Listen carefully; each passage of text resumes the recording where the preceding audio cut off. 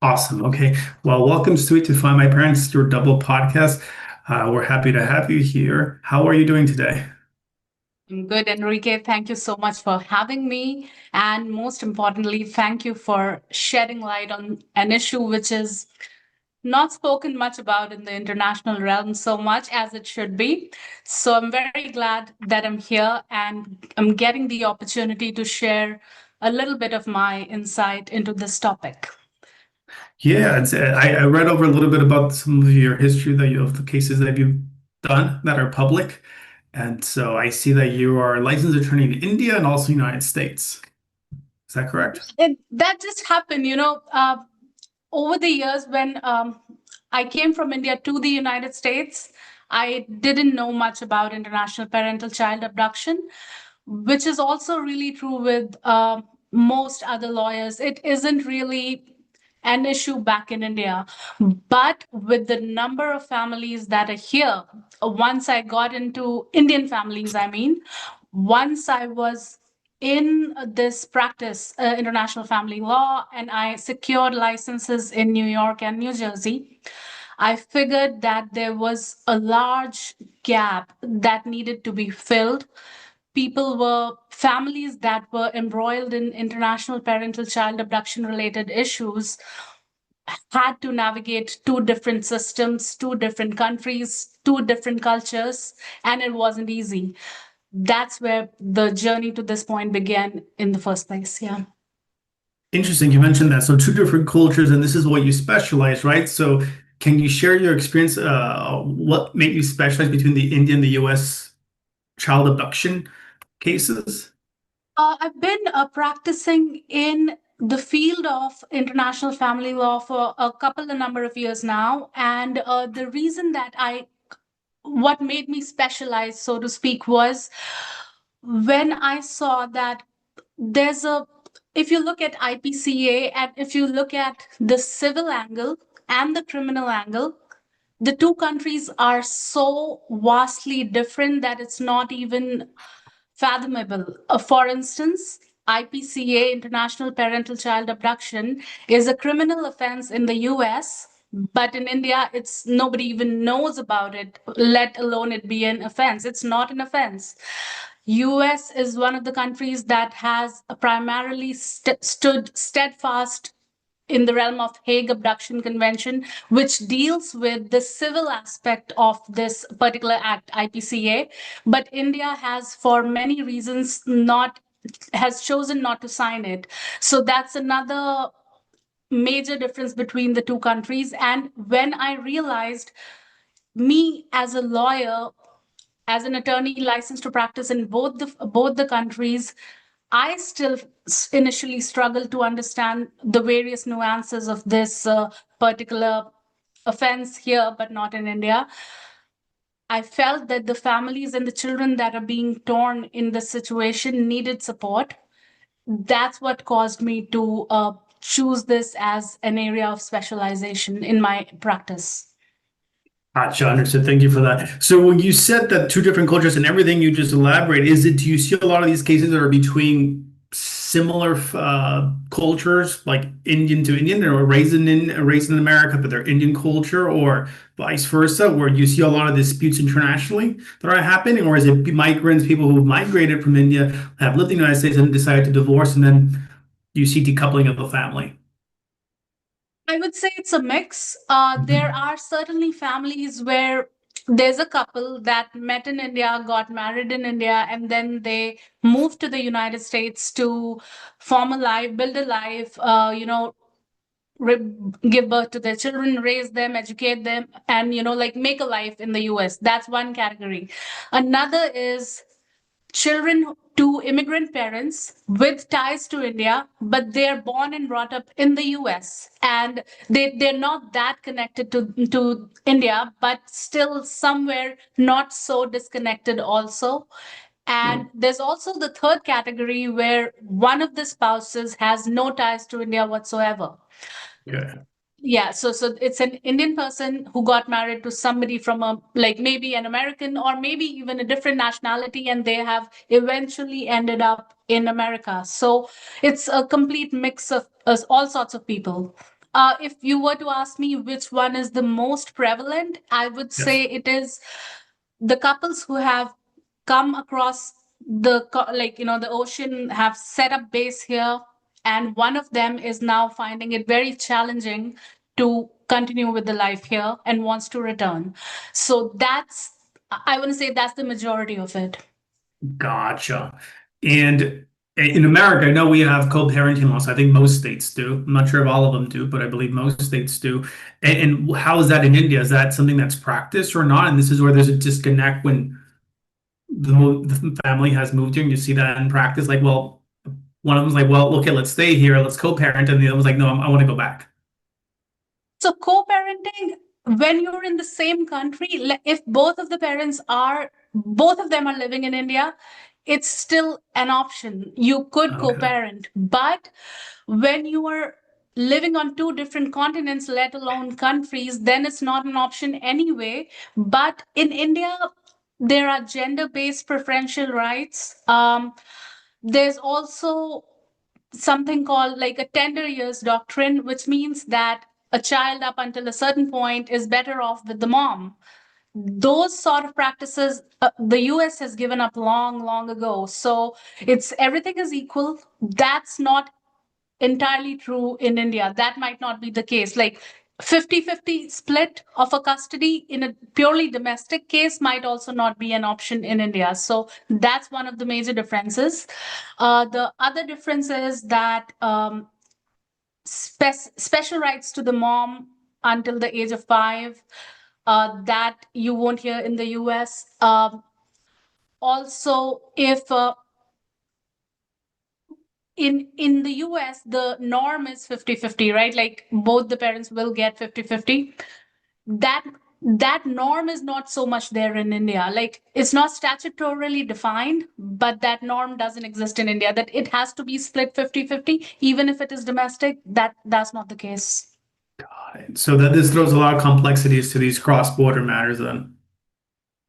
Also, there's a back I want to say, like, let's go back 50 years, when one of the spouses was, especially the wife, was only really a trailing spouse, and they wanted to return to their home country, which they should be allowed to do because they left for another country, got married to an Indian person, and then moved there hoping for a good life. When that didn't happen, they wanted to return because their own educational qualifications, licenses, whatever it was not particularly translating here, and they were totally dependent on the spouse. That's Right. not really the case today. Both the spouses are shouldering everything equally, and they're not really a trailing spouse anymore. But the problem is that that notion of the trailing spouse still lingers in the Indian mindset. So if an Indian wife were to return, I don't really mean a wife, but typically it is the wife, were to return to India and say that this is not working out and I'm by myself in a foreign country with no ties, she's bound to get some kind of a sympathetic audience in India. And I'm not downplaying domestic violence. I'm not saying that somebody who's actually undergoing some serious issues doesn't have the right to raise them. But also it is true that sometimes these claims might be very overtly exaggerated, and that's where the children come into the picture and their lives are ripped apart between two different countries. Yeah, and that's where a lot of hardships, right? Yeah, it's for the kids. There's a lot of parental alienation. I think I saw that you're also part of a committee or of a parental alienation, or I think I've seen you do a uh, podcast before. Sorry, I think that's what it was.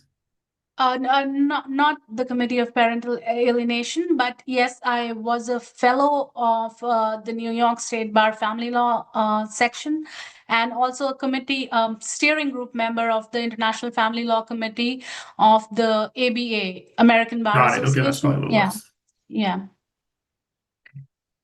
So, so when you have these complex cross-border situations, right? How do you, and India is not part of the Hague, right? How do you typically go about solving such difficult cases? Especially when I guess India still has the tender years for ch young children, right? And that doesn't exist anymore here in the United States. That is only a tip of the iceberg, honestly. Okay. There's so many other procedural challenges, the timeline issues, everything combined. If somebody reaches out to me before something like this has happened, I would say prevent, prevent, and prevent. Because once the child is in India, all bets are off. It's not about India. It's about any other such country, even with Hague countries. Once the child has left the United States, the chances of the child returning become that much slimmer. But if it is a non-Hague country, then all bets are off. So if if there is a parent that is hearing this podcast and has a question and is worried that their spouse might take off with the child to another country, the first and the foremost action is to talk to a internationally family law oriented lawyer immediately. Try to prevent it from happening. How? You need a court order from the specific jurisdiction wherever you are, preventing the child from getting on a plane and leaving the country. You need to register your child on Prevent Abduction program. There's another program, and people often confuse it with Prevent Abduction. That is Passport Issuance Alert Program. It's completely different, but also helpful. You should also maybe look for terms where you can secure the passport with the judge or the court or the attorney concerned. Don't have the passports within one of your reaches if you're that concerned about it.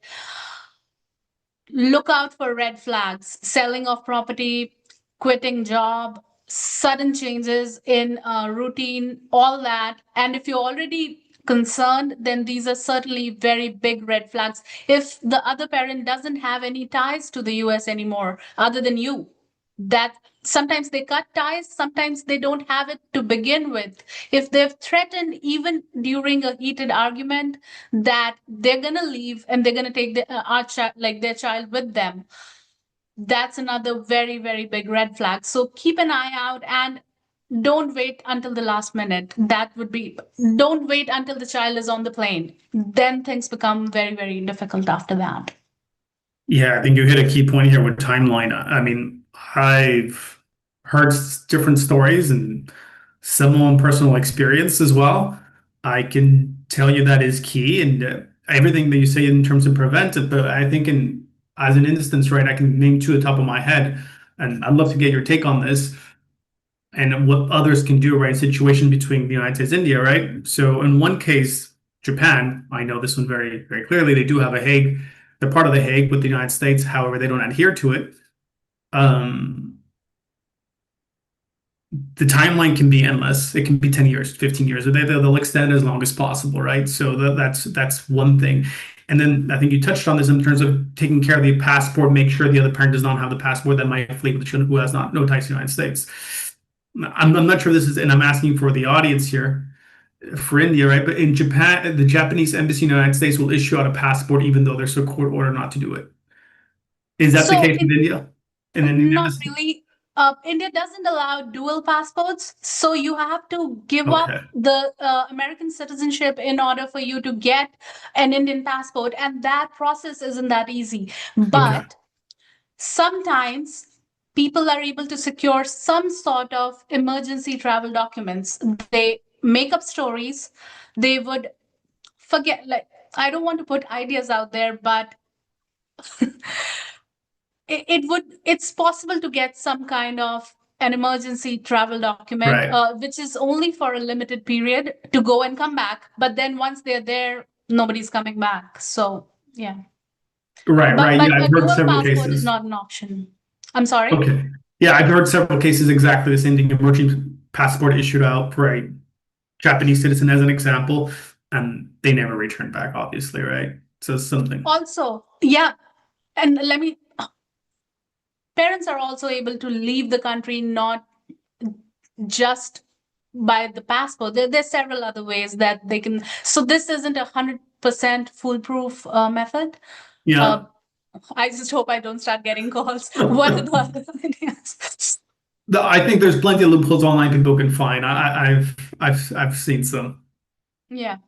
unfortunately, and I've seen cases. And actually, I want to ask you. I think it was in Maryland, or the specific case that I'm thinking about here, where a judge let there was co-parenting between parent A and B, and parent B asked the court to let the children go to a specific country, and parent A said absolutely not, because I know that the children will never come back if you let them go, and presented sufficient evidence and testimonies to the judge saying, like, look, this is if this individual goes with the children to this country, the children will never come back. And the judge said that's fine, let him go on vacation for 4 weeks to that country, and truth be told, the children never came back. I've seen many, many, many such cases. Yeah. Yeah. Many times, one of the parents will take advantage of the court's trust in them, because the courts would want a child to experience both sides of their family, and that's legit. A child is entitled to have their maternal sides and their paternal sides, whichever country it is, to be in touch with them. And 90% of us, I would say, would adhere to what the courts, would return that trust in 100% exact way, where the court is placing trust on us and we are taking the child and we'll come back. But then when it comes to children, people are willing to take substantial amounts of risks. They're willing to let go of any amount of money as long as they're able to keep the child with them, away from the other parent, because the terms between the two parents have become so toxic, so nasty, that in the end it's about control. So that does happen all the time. It has nothing to do with a particular nation. It has nothing to do with a particular gender. Numbers speak otherwise. I agree that like there's a notion out there that the taking parent is always a mother. Many, many cases are also unreported where the mothers seek to prevent that from happening. But the problem is those cases do not actually become into a case law. It just happens, and the prevention takes place, and nothing goes further than that. So we don't have those numbers in front of us. But mothers also want their child not to be abducted. It's not just the fathers. I can't stress enough on this gender nuanced argument that it has become, Hague versus the gender. It doesn't sit with me, but everybody has their opinion on it.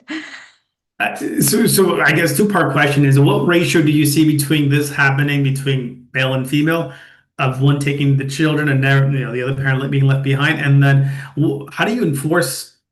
Is there any enforcement, or this is a huge gap in the law right now where India's not part of the Hague, and even if you have a court order for parent shared custody in the U.S., like, is there any enforcement in India, or it's like you're just never going to find this individual in India, period? I'll answer the second question first, because I honestly don't have the numbers on the gender. But yeah, so India doesn't. Everybody and their mother knows by now that India hasn't signed the Hague Convention. That's history. They might not. Who knows? But right now they haven't. If I were to say that 100% of the children are not returned, that's not true. In very, very limited cases they are, but in majority of the cases they aren't. A foreign custody order is not automatically mirrored in India. That mechanism doesn't exist. If you have to fight for custody in India, you must start afresh. You can use whatever custody order you have from the foreign country as an addendum, as an exhibit to your main petition. But if you're hoping to just walk into an Indian court and flash your foreign country order, nothing is happening. So that is one major misconception, when people think that, oh, I'm going to get a New York custody order, go to India and do something magical. To a layperson, I 100% know there's no way for them to know. They're going to think it's a legit court order from a New York court. But the problem is that a foreign country especially, and there are other countries also, but India would look at it as a de novo custody trial, which means that what's the best interest of the child, and then Yeah. consider that court order as one of the many, many factors to make the final decision. That's one misconception. Second, and you didn't ask me in the question, but I'm still, while we are talking, many times parents want to start something criminal immediately, like after the one of the other parents has left, the left behind parent wants to immediately start some kind of a criminal proceeding against the taking parent. That usually is not even a good call, even in a Hague country situation.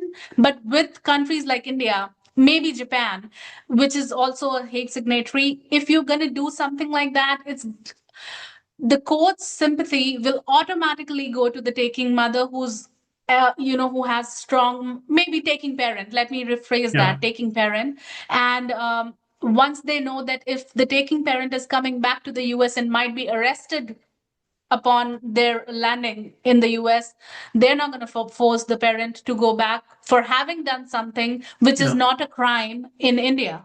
Correct. So yeah. Yeah, I agree with everything you said. And just to put into context, if somebody thinks they're going to walk in with a U.S. corridor to India, and obviously that's not going to work, but and I'll talk about Japan too in a little bit since you brought it up. But what's the timeline between filing, trying to find locate the individual, get the legal process going for people to be like have a realistic time goal? Like, because people sometimes, even like myself, when I was in that situation, you hear a lot of fake information. You think you're going to solve this within 2, 3 months, and everything's going to be No. happy dandy. And what I realized, I've come across people who've been doing this for nearly a decade. I'm like, Yes. yikes. I mean, the So I kid's tell about to be 18 years old at this point. at that point, and they're alienated enough to not want to come back. That's another thing. And you're absolutely 100% right. A layperson would think that once they have the New York court order, it's very easy to get things going in a country other than the US.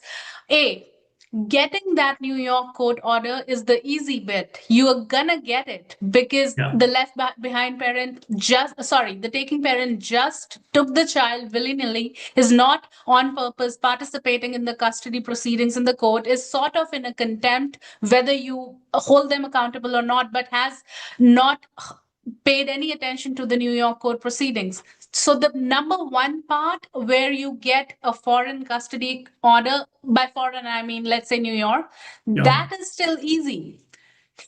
Getting that agreed. order enforced in India, I wouldn't say decades, but there you are right. There are cases where it's gone on for nearly close to a decade. I can't. There are cases. I can't deny that. But typically, even for you to start some kind of an emergency proceeding, which is the best way to move forward, is the habeas corpus petition. There's possibility of appeals. Indian judiciary, Indian courts are extremely, extremely overburdened at this point. So your turn comes when it comes. It's not, nobody's sitting there just to hear your court case, like your habeas corpus. Whether or not it will be entertained in the first place is I a see. separate question. It's not 100% given that you'll approach the court under the habeas corpus jurisdiction and they will do something about it. They might say that there's no emergency and there's no case, we're dismissing it. So you go to the high court and you start all that. It takes you about 1.5 year, give or take, if everything goes smoothly. Then the other parent has the option to appeal it to the Supreme Court. Right, right, Another 1.5. Oh, by the way, High Court and Supreme Court are extremely streamlined and good courts. They move fast. It's the lower courts that are extremely overburdened right. and very slow. So during this time, when you're doing the habeas corpus and all that good stuff, the other parent is gonna reach the local court and start something, a de novo fresh custody proceeding there, like a regular family court proceeding.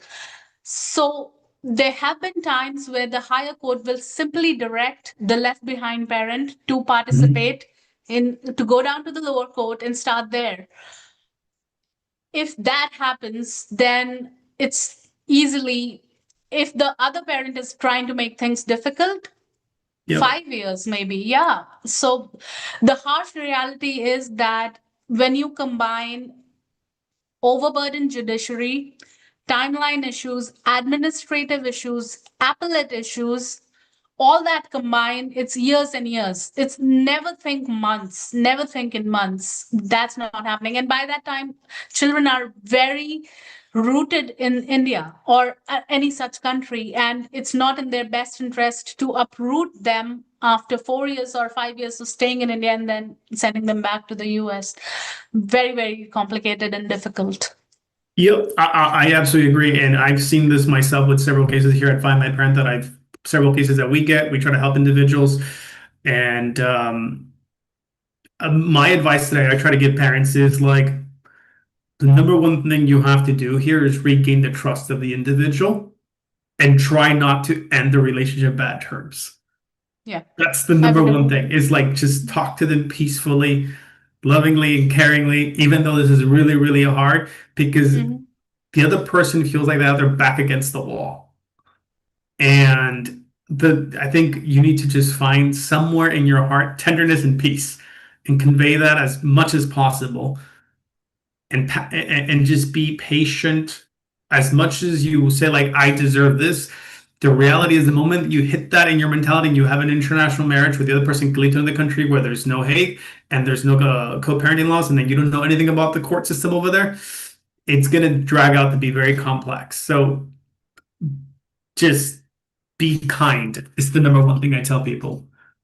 I agree, 100%. How are you gonna navigate all this if you're in terms that are so bad that you Yeah, can't stand the sight of each other? Then any chance of co-parenting basically just goes out the window if you don't even have that going for you. So I always tell the people who reach out to me to not the criminal like pouncing on criminal options yeah, that barring many very few cases that yeah, shouldn't be the cause. And also off late I've seen a trend where children have been returned.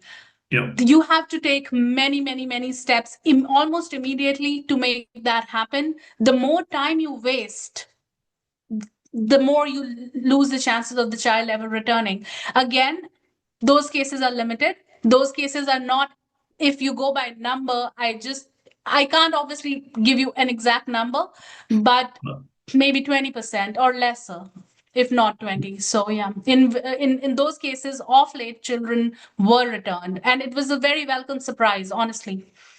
no, well, I'm glad to hear that some more return. But yeah, I absolutely agree. It's I think it's the trust issue, right? Because the relationship has ended between person A and B, so it's still trying to keep that trust between both of you, regardless of what's situation happening, and then rebuilding it. Once I think the hardest part is, person B who took the child for whatever reason, doesn't matter why, is A has to get over that and be compassionate and not direct their anger towards them. Somehow they need to be able to Mhm. overcome that. And I see that when I talk to a lot of these people, it's extremely hard to do that. Like you have to, if you want to see your kid, you have to be able to overcome that and let it go.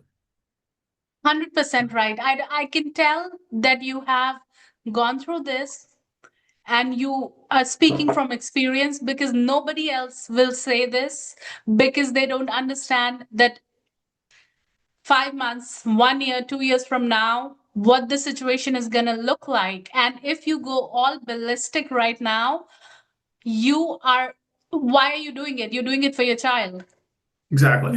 You can't mess that up. It's such a tricky situation. It's not, we're not talking about goods, we're not talking about real estate. It's a human Correct. in the end. And you're like, wow, this is something that I 100% also agree with. Compassion and keep that relationship somehow going, even if rebuilding trust. So many of my clients tell me that it is impossible at this point for us to trust this person, what they're saying, because of what they've done. But what other option do you have? Honestly, you don't. So, you need to, for your own sake, not for theirs, and for the sake of your child, let some positivity be there in the relationship. There will be many lawyers who will tell them to go all, guns blazing. Yeah. I don't adhere to that approach, and it never serves well. Yeah, I absolutely agree with you on that last part. And yeah, I've had some experience and I was in similar situation as most of your former clients, but I decided like, why am I even doing this? Let's just take a different approach. Let me just rebuild trust with this individual. And over the years, we rebuild trust and we're fine. I mean, we can have dinner during the week. Sometimes I get to see my daughter, and I don't blame her for anything she's done. I understand that perhaps at that point in time, her emotions are running high, and people do really dumb stuff when their emotions are really running high. Give it And time. Give it time. Like, I'm not saying time will automatically salvage everything. right, The only thing that I'm saying, on one hand, I'm saying you have to act fast if it's a country like India. On the other hand, I'm saying give it time. Now, what that means is legal actions don't give time, right. but but your relationship with this other individual, you might be very, very hurt in the moment. Give it time. In 2 months, you'll start to look at it from a different perspective and maybe understand why something happened. So, civil actions, totally, yes, you can do whatever you want, but criminal actions or any kind of heated discussion can wait. That's my take on it. Correct. So, on that, then, on what do you think would be a proper solution on what if we would separate these on the legal side of things, that maybe laws that need to change in the United States or in India, or is it something more on the personal side of the individual, like separate them both? Yeah, so on a very broader level, I wish, I pray, and I am working very hard on making my point to the Indian authorities to understand that perhaps signing the Hague Abduction Convention is not such a bad thing, that you need to look at it from the other angle, which there's so little awareness about it that it's very, very hard for me to reach the exact people who might, the policymakers, the decision makers, and also the fact that there's not many people are talking about it. So that's one Mhm. thing. But yeah, the biggest change that I would hope and advocate and would do my best for is for India to sign the Hague Abduction Convention. If that doesn't happen, then some kind of a bilateral treaty between India and the US at the very least, because we are here by the numbers and numbers. So at least, if Yeah. no other country, then India and US. And if neither of those things are happening on the personal front to the parents, Yeah. uh, prevent it from happening in the first place. Like, that's the easiest route, honestly. If the child is already there, then act fast. Don't. What happens is that we waste a lot of time in talking, in finding out resources, and trying to handle it on our own. What I've learned over the years is when you seek streamlined legal advice, somebody that's been doing it for years and years would be able to save you all that time so that you are able to act expeditiously. Yeah. While you act expeditiously to get your child back civilly, like, civil court, civil action, don't start making threats on the criminal front. That's not going to serve you any good. So Agree. do not reach out to the other parent telling them that, oh, you have committed IPCA and you're going to prison, and there's a red corner notice against you. All that, avoid. Don't do that, because in the end, you're both parents to a beautiful child, and that is not changing. So why go down that route? Yeah, I agree. And, I mean, there's a huge population of Indians in California. At least last that I was there 3, 4 years ago, 4 years ago. It's been a while now. And in Texas, but if I'm not mistaken. So I mean, this is becoming a big issue between India India and and the America, US, right? yeah. Last I checked was India is the second highest number of immigrants in the US after Spanish people, Mexicans. So if we are that much in number, it's only going to increase. Just common sense dictates that these numbers are going to go up, not down. If that's the case, there has to be some kind of a written statutory option for the left behind parent who is totally in the dark when this happens, has A, not seen their child, is emotionally vulnerable, and has no legal written recourse. Everybody is just trying to guess their way through this maze. And that's not something you want at a situation like that. Also, I feel that this encourages abduction. When you know that India hasn't signed it, to a lay person, that seems like, oh, I could do this and there will be no consequences. But that's not true, also. Even for the taking parent, there will be consequences. It's just because India hasn't signed the Hague Convention doesn't mean that everything else will work out. How are you gonna make sure that the child's passport, American passport, is intact over the years? That's one issue. Without the other parent's consent, you might be held in contempt. There might be, even if there's not an arrest warrant against you, there could be sanctions against the property that you've built together, your marital property, and the court could put a stay or hold on it, and you couldn't, like, you've also worked very hard to build it over the years. You might have to let that go. The child in India doesn't have a dual citizenship option. So Mhm. what happens is either they're American citizen or they're Indian citizens. You worked tooth nail, you worked so hard to have that child be an American citizen and raise them in the US, to provide them with all the opportunities that most of us don't get in other countries. All that, till the time the child is not 18, you can say goodbye to. You might not be able to travel internationally again. It's one thing that you were somewhere in a nook and cranny living with the child and pretending that this doesn't affect you, but it has a huge psychological impact. And for a taking parent to simply go on Google and check, oh, India is not a signatory, I could take the child and leave, it's catastrophic. But at that moment, you don't understand that. It takes years to understand what I've done and the Yeah, impact. it's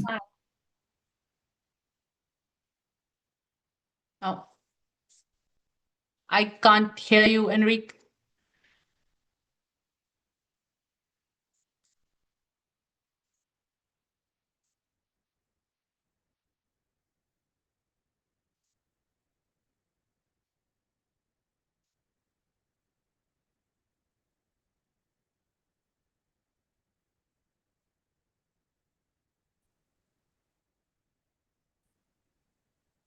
I we're back. couldn't hear you. We got I'm sorry, I couldn't hear you for a minute or so. yeah, we cut. Sorry for that. So it's the children that get the whole impact here, right? Of the brunt of. I mean, they might lose their American passport. They don't get to see the other parent, the other side of the family. And have you seen these effects on the children that you've like when they've been separated or when they've been reunited? Most of the children are alienated enough. They become very recluse. They don't Mhm. want to have to do anything with the other parent, even if the terms between the two parents weren't that good. It doesn't automatically mean that the other parent was also a bad parent. Right. He or she might not have been a good spouse, but that doesn't automatically translate into parenting as well. But sadly, that's how a child will look at it. Also in India, there's a lingering threat that you will become an illegal immigrant at some point because you don't have the US passport. The other parent, you need the other parent's consent for all the documentation for the child to continue living in India. You don't have that consent. So either you are forging documents or the child is already run out of status. So that is very catastrophic for the through no fault of the child. He's in India and he doesn't have any legit status to be there. There's something Wow. called the overseas citizenship of India, but even for that, you need to have the base, like the original passport, unexpired. So that's another thing. Wow. So this is a huge challenge for the child after they're of age or they want to do anything with their Yeah, life. it So it's is. And if they want to come back to the US, they are by that time so far removed by the time they're 18 that it might not even practically speaking an option for them because all they've known is India because they couldn't travel. So all of this, and when they are a non-resident Indian in India, living as an NRI, many amenities are extremely costly for them. Oh, So a school, a good school, will cost a lot of money only because they're not an Indian citizen and right. they're coming on this special quota, which is called the NRI quota, and they'll end up paying a lot for that. The taking parent might not be employed anymore. They might not get any substantial support from a US court. They might get child support, but they might not get spousal support, or there's no division of assets because they've sort of absconded from US, right? So the Correct. parent that has taken the child will be financially very constrained, Yeah. and this will impact the day-to-day needs of the child anyway. These sort of things need to be brought to attention. Nobody's talking about them. I don't know. Yeah, I agree. Basically, what you're doing, the taking parent basically leaves the child in financial ruin in order to get their even life going in India once they're over the age of 18. I mean, I haven't lived in the US for 3 to 4 years, like I said, and I bounce from country to country every so often. And you're absolutely right. If you're not a citizen of that country, you pay double to triple the price, and you don't have available certain services as a citizen. So, and I'm okay with that because I'm just there temporarily in those countries, right? But now imagining if this child doesn't know anything else but this, and I'm like all of a sudden like, whoa, you just hit me with a huge financial burden. I'm just starting to get going with my life. Yeah. And I mean, wow. It is. You don't see these things until they happen to you. You Right. don't. You can't figure this out. That once I'm in India, I want my child to have the best of education. But I'm not earning in dollars anymore. I've come back to Yep. India, so I'm taking a giant pay cut. The child needs to go to the public school system isn't really that great, so you need to send the child to a private school. The private school is gonna charge you way way more than what a US school would. Like, you public school system is free anyway, but Yeah. I'm saying like anywhere between $4,000 to $5,000 per month for a good Indian school. Yes, so it's extremely very costly, especially if you're a non-resident Indian. There's a special quota allocated to you. You can't claim the same financial benefits as you would if you were an Indian citizen. So these are real Yep. life challenges that every taking parent feels they're going through, but it's too late by then. Yeah. Yeah. Well, so they themselves are putting such a financial situation by doing that as well. Okay. And well, I mean, what's just for I guess our viewers to understand, so when they even think about even going through this, right? And now we know there's a huge financial cost for the child, even being brought up in India because of this, and for whoever took the child as well, has a huge financial burden then, and then perhaps there's a huge financial burden for the child to try to even fix everything, undo everything that was done, try to get all the paperwork, legal paperwork from the United States all fixed up, and then finding that dad, wherever that dad may be at this point in time, to help fix up all this legal paperwork in the United States. That's even another challenge in itself. And yet, people in the nick of the moment, when they're very angry, they take these decisions that unilaterally complicate the child's life forever. I know even the taking parent wouldn't want to do that, let alone the issues between taking and left behind parent. But both of them equally love the child. That's why this Right. issue is there. And so many parents who have left for India second guess their choice. I want to say 6 months to 1 year down the line, when reality starts to settle in. They're Right. accustomed to life in the US, right? They've spent years and years living here, and now they're back to a very different set of culture. They are finding it hard for themselves, like, to adjust to that kind of life. On top of that, the child is struggling, finances are bleak, and there's no end in sight. And now they know that they're scared to even come back because they don't know if the take left behind parent has actually initiated something criminal against them in the US. There's no way of knowing. So Right. let alone the US, if they want to go back to the UK, Canada, New Zealand, Australia, any of these countries that are all Hague signatories, they're going to be shit scared because a Hague case could then be started again. Excuse my language. It's So okay. all this settled, this reality comes, nobody's telling you that in books, it comes after you've already taken the step, and now it's hounding you and you don't know how to undo it. So it's I'm also talking to the taking parents here that think long and hard before you take the step, because this it's very difficult to undo it once you've done it. Yeah, it's almost like they need like a cool off period. Like when you buy a house or a car, you have like a cool off period before like, you sure you want to do this? Like, do you know what's Yeah. about to do to happen to Yeah. you? 100%. I also think that we both the countries could benefit from judicial training. Yeah, Judges in both the countries ought to, like, the countries ought to make sure that the judges are frequently informed about this particular issue. It's not that common, IPCA comes, it's not a regular child custody case, and it's very easy for anybody on that chair to confuse it with a regular custody case, which it is not. uh, right, if the judges would know the other side of the story, like the not just what's being fed on, like that the gender nuance that I was talking about earlier, but judicial training on for judges in India and also for the judges in the US would really mean a lot in a situation like that, especially concerning IPCA and its long-term effects on the child and both the parents.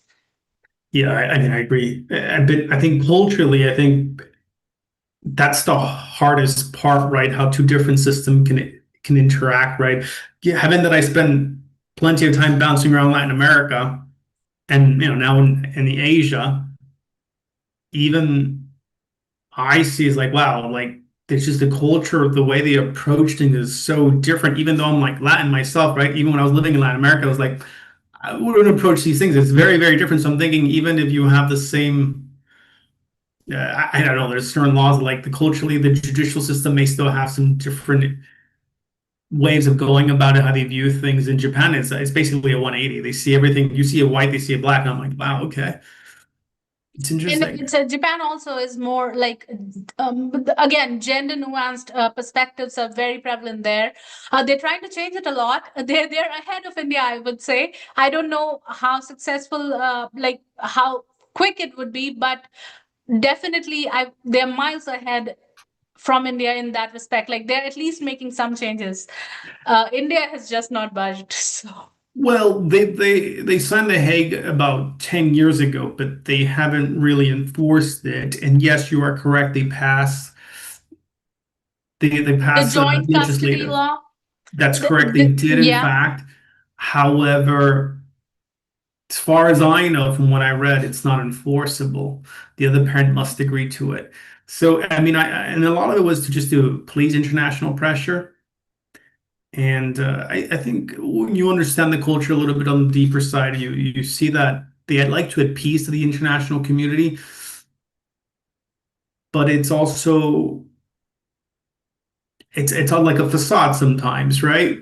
Because this is where the culture difference comes into. Because now that I know a little bit more about Japan, for them when a marriage ends is like the other person's dead You're right. culturally. 100%. So now you're asking this culture to like actually change your mind. They're not dead. Now you have to share your parent with them. Oh, sorry, share the child with them is like, wait, but Mm. I didn't brought up that they're dead after we no longer have a relationship. Like, how do I do that culture shift? And then people ask me like, well, Japan, they have a huge population issue. It's like, yeah, it's because like divorces are happening and people are finding out that through divorce they can't see their kids anymore. Like, well, I don't want to take part of this. And they hear through friends as they're growing up, like, well, I didn't have a dad, I didn't have a mom. It's like, well, I don't want to kind of go through this again and have be in the situation myself. So then you have a massive, huge population decline. But these are the things people don't bring up. But this is the real reason why Japan's declining in population a lot. It's not the cost. The cost of living in Japan is substantially less. I would say that Yeah, I mean, I mean, I've been to 70 something odd countries at this point in time, down since I left the US 4 years ago, and I lived there for several months at each country. But Japan's not expensive. There's other countries in the third world that are more expensive than Japan. Oh, yeah. Yeah. And so I when they tell me it's expensive to raise a child, they're like, I'm not buying that. Also, with the recent joint custody shift, there's loopholes to that also.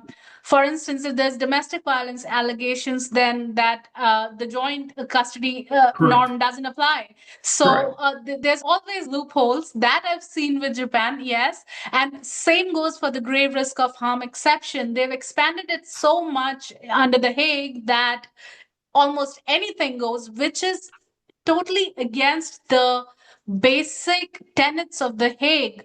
These exceptions were supposed to be interpreted very narrowly, which is not happening in Japan. The exception has been given a very broad scope, which honestly I feel if India were to sign the Hague Abduction Convention, that issue will come up in India also. Anything and everything will go under the grave risk of harm exception. And so I'm starting to also think whether signing the convention alone will fix anything. Over the years, initially, when I was also new in the field, I thought it would. Right now, because of the massive size of Indian culture, I also have doubts in that because this one exception will change everything. Anything and everything will come under it, and it'll still be the same. And Yeah, and it's easy to falsify them that evidence, or sometimes they don't even ask for it. They're just like, oh, okay, yeah, it's yeah, you've we don't said need it, them. that's good enough for us. Yeah, yeah. There was a case in New York. The the mother made all kind of nasty allegations against the father, child sexual abuse, all that. All of them were found unfounded. She still left for India, irrespective of the fact that those allegations were unfounded, irrespective of the fact that she was the one who started a custody and a divorce case in New York and then fled. The courts in India still entertained her custody petition, and the father's habeas corpus in High Court and Supreme Court was dismissed. He was asked to appear before the regular family court, the lower court. It's been years and years, and he's not seen the child more than once, and that too in a courtroom setting for 2 hours. So, uh, the bigger question, I think, Enrique, is whether just signing the Hague Convention will fix everything. No, it's a step. It's one of the steps in a long list of steps that will fix it. But it's not the ultimate answer, which is something that I've come to realize over the years. I started with yes, and I'm now coming to a conclusion that it's not that simple.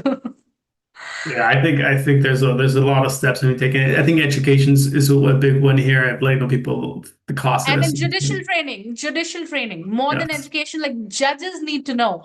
Even if the parties, the lawyers might not understand it, the problem is that these issues are brought up rarely, ever, if ever, and nobody's talking about them. And a judge who has never ever handled an IPCA case before will only go by precedent. They will look at whatever cases were held before, and nobody will ever go to the root cause of what this whole issue is all about. So, uh, yes, sign the Hague Convention, but really, really emphasize on judicial training of true. judges across the world, not just India, not just the US, but Yeah. all the judges everywhere, family Yeah, law compress judges. that timeline too. Compress it, Yeah. make it affordable. That's the other thing, the affordability is because I see a lot of people that go in financial ruin going through this process. Yeah. And also interim relief. Let's say the appellate system is taking whatever time, the timeline is expanding into infinity. But that doesn't mean that you can't, in the interim, have access to your child. So if appeals are pending, whatever is happening, there should be very robust measures, very strong measures for the court to ensure that the parent, the left behind parent, Agree. isn't totally left behind, left without the child. Uh, Video access, if nothing else, how difficult can that be, right? Like just a FaceTime every day, but these things don't happen. It's easy to say. When the parents decide that they're not letting the other parents see the child, then it's just I agree. Maybe it should be more on the opposite side, since you don't want to be cooperative and speed this thing timeline up. The child must see the other parent more than often than not. Maybe that way, and in the course enforce it, since you're not want to help make this progress towards it, the other parent gets to see the child every single day for it, and it has to be enforced until you guys come to some sort of agreement, and then that forces the other parent, like, oh, okay, Jesus, I got to do it, no matter what. Yeah, and that also discourages abduction, right? Like Sure. when this system is totally put in place, where we know that even if a country like India hasn't signed the Hague Abduction Convention, they're not signing it. Whatever their reasons are, domestic violence, gender issues, all that, not signing it. But that doesn't mean that when the child is already in India, the other parent won't get to speak to the child once a day or like thrice a week. If that rule is set in stone, if you're enforcing that diligently, it will automatically discourage abduction. 100%. Yeah. And everybody has an iPad or phone today that they can do video chat. So it's like, that's not an excuse. Yeah. But I don't know if you've heard the excuses I Oh, have. Oh my. no power, no Wi-Fi, no electricity, no phone. Not I've the heard them child all. is not well, I'm not well. If it's not happening, it's not happening. There's so many ways to not let it happen. But who tell me who suffers? The child the most. 100%. Yeah, 100% the child suffers. I've seen that in several cases, and their self-esteem really takes a toll. It does. Yeah, and it's sad to see, but but there's other cases where the child is very strong and they reunite. But so I tell parents, like, I tell parents to go and pray, try to be nice and amicable as much as possible, because people want to talk to people who are amicable and can come up to talk to easily, instead of somebody who's angry. So be Yeah. approachable. Well, Yeah. thank you so much for your time. I know I've taken, I know we talked about 30 minutes, but now we're like close to an hour here. In closing is, like, where can people find you? And I'll put the For information now, in the description as well for people to find you as well. yeah, I'm going to provide you with all that information that you can put in the description. For now, the easiest way to reach out to me is LinkedIn. I'm fairly active there, and once I have my website up and ready, I'll share that with you. You please, you're welcome to share that information in the link. Yeah. Will do. I'll add it to the description. Well, thank you. It was a pleasure having you. It was so much fun to speak to you, Enrique. Honestly, I thought it'll last up to half an hour, but we've gone way above that, that line, but it's okay. Yeah, I had a Yeah, lot of fun. And most importantly, thank you for bringing attention to this issue. Not many people are talking about it, but thank you for doing that. you're very welcome. You have a wonderful day. You too. Bye. Take care. Bye-bye.